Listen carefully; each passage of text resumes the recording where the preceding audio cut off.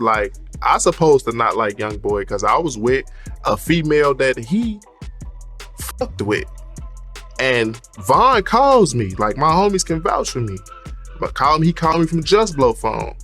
And Youngboy is supposed to call him and told him, oh yeah, yo homie over there with my bitch, I'm finna send some niggas over there to shoot the crib up. What it do, RIZZLE fam? 600 Breezy recently did an interview and he leaked some controversial information from his past that involved King Von and NBA Youngboy. The internet was quickly swept up by a storm of comments, and some even ended up calling 600 Breezy a rat. Since NBA Youngboy's a hot name in the industry right now, he decided to send a strong message to 600 Breezy for exposing him. So 600 Breezy linked up with VladTV for an interview, and during the interview he spoke about a lot of things. He spoke about how he recorded some of the footage for his album, his time in jail, and he talked a little bit about YB. To be precise, he said that YB might look like he's not packing heat, but in reality, he might be more dangerous than we think. So what's the deal with that? You see, Breezy mentioned a story that happened just a couple weeks after he got out of jail back in 2018. According to his telling, little after he got out, he started dating a chick that he liked back then. However, this wasn't no ordinary girl. It was the girl that NBA Youngboy was seeing before him. And NBA Youngboy somehow found out about the fact that 600 Breezy was now dating his ex, and he was hella upset about it. YB even went as far as allegedly ordering a hit on Breezy just because of it. This all seems like it was going way too far in the eyes of King Von, who was there with YB and saw what was going on. King Von spoke with NBA Youngboy about the whole situation that was going on between Breezy and YB's ex. Then NBA told Von he'd send some of his goons out to shoot up Breezy's place. YB told Von, your homie over there with my bitch,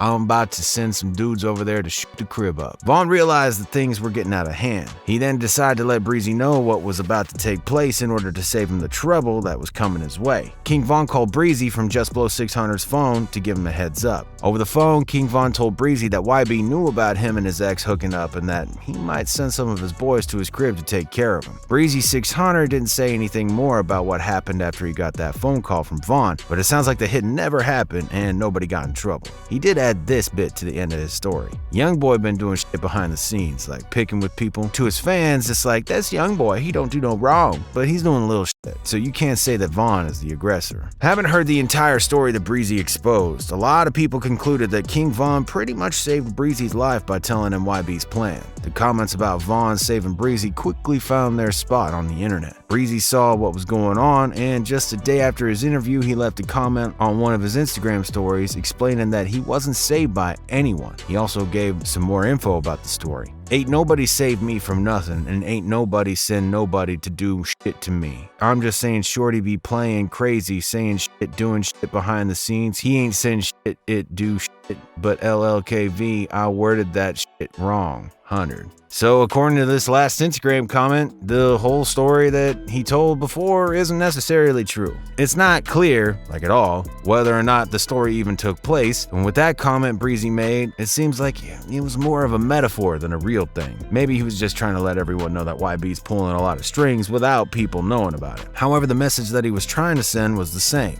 You don't want to smoke with YB. He also wanted to show Von in a different light. Ever since that incident with Quando Rondo that took his life, a lot of people have been throwing dirt on Von's name and blaming nobody else but him for the fact that he's no longer with us. This is not the first time that people have misunderstood what Breezy's been trying to say. In one of his other interviews, he also said that Lil Tim wasn't wrong for taking out Von. He was protecting his friend, and if the roles were reversed, Von would have done the same for his homeboy. But 600 Breezy later hopped on Instagram and said that people were twisting his words and that he actually doesn't approve of Lil Tim and he wants to see justice served. He ended that Instagram story with LOKV, long live King Von. So we can clearly see that Breezy has had a tough time with expressing his thoughts accurately. This is not the first time that he chose the wrong words for whatever it is that he wanted to say. Some of the stuff that Breezy said in the interview with DJ Vlad got fans shaking their heads. For someone who's supposed to be a gangster, 600 Breezy sure does look pretty goofy at times. He said that not everything is for the internet, and he goes on to talk about stuff that sure as hell doesn't belong on the internet. It hit different when a killer, etc. say everything ain't for the internet. internet, yet he throws his team under the bus and snitches on his ops. Everything ain't for the internet, but tells everything.